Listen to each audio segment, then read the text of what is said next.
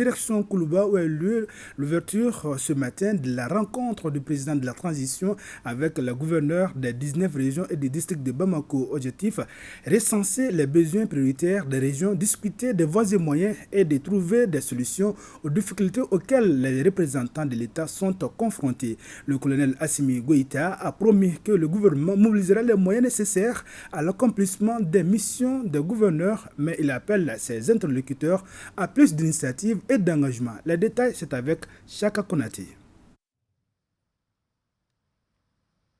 Le président de la transition à la rencontre des gouverneurs des 19 régions et des districts de Bamako pour échanger avec eux sur les besoins prioritaires de l'administration et des populations.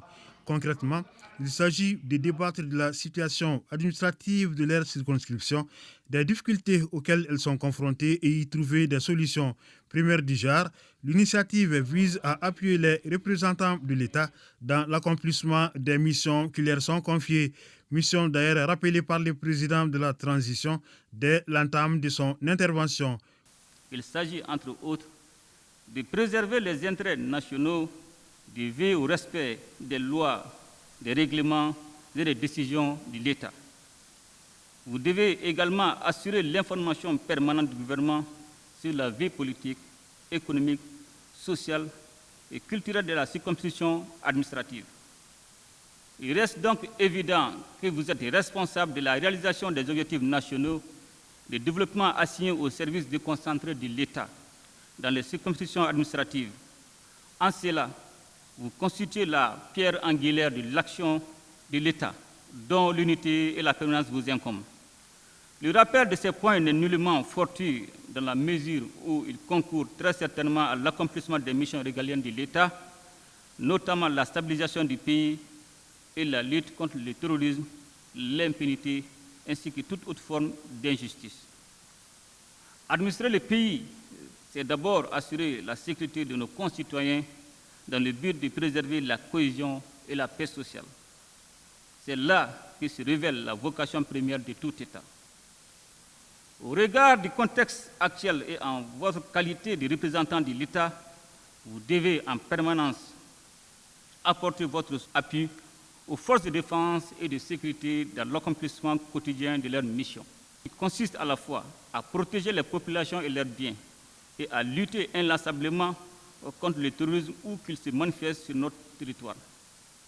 Soyez à cet égard rassurés, car le gouvernement sera toujours à votre écoute et veillera à la mise à disposition des ressources nécessaires pour mener à bien vos missions.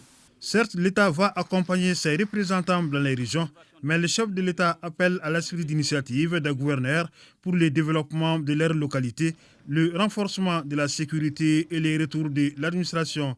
Malgré la persistance des menaces, le retour et le renforcement de l'autorité de l'État demeurent une priorité du gouvernement.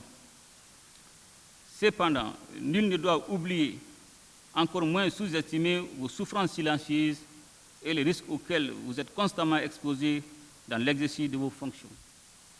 Qu'à cela ne tienne, vous avez toujours fait prévaloir l'État par-dessus tout. La mère patrie reconnaissante se souviendra éternellement de vos sacrifices individuels et collectifs. Dépositaire de l'autorité de l'État et garant de la préservation des intérêts nationaux dans le ressort de vos circonscriptions respectives, vous êtes la voie par laquelle l'État existe, s'affirme et se réalise au quotidien. C'est la raison pour laquelle le gouvernement est déterminé à poursuivre le processus de refondation de l'État et à faciliter le retour de l'administration avec comme suite logique le rétablissement des services sociaux de base. En témoignent les récentes nominations de préfets et de sous-préfets dans plusieurs circonscriptions administratives où l'État était absent. Pour vous accompagner, le gouvernement sera à votre côté en vue de vous permettre d'être à hauteur de mission dans la mise en œuvre des plans d'action locaux, dans l'amélioration de la coordination entre les niveaux régional et communal, dans le domaine du transfert de compétences et des ressources au niveau déconcentré. Je vous invite, en conséquence, à plus d'initiatives, d'anticipation et d'engagement pour la réussite des missions qui vous sont confiées et dont la réalisation effective constitue un facteur de stabilité pour notre pays.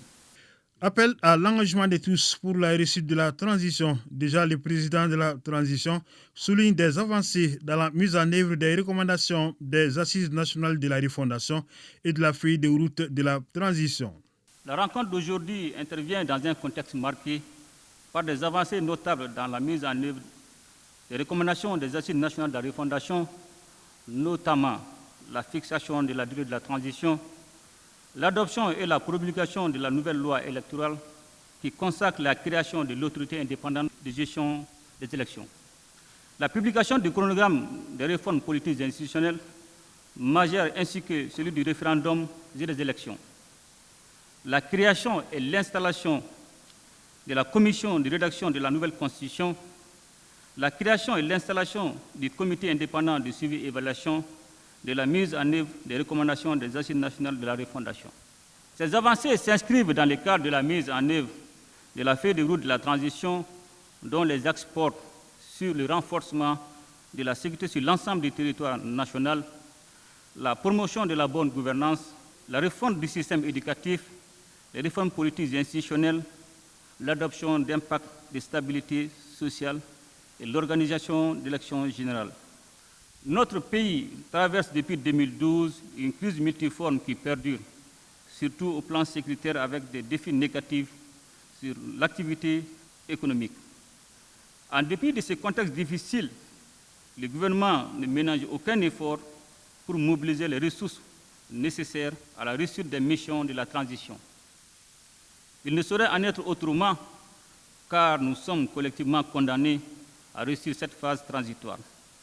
Cela requiert de nous tous un engagement et une mobilisation sans réserve. La rencontre se déroule en 2 phases. D'abord, chaque gouverneur présentera les besoins de sa région. Ensuite, les présidents de la transition et son gouvernement y apporteront des réponses.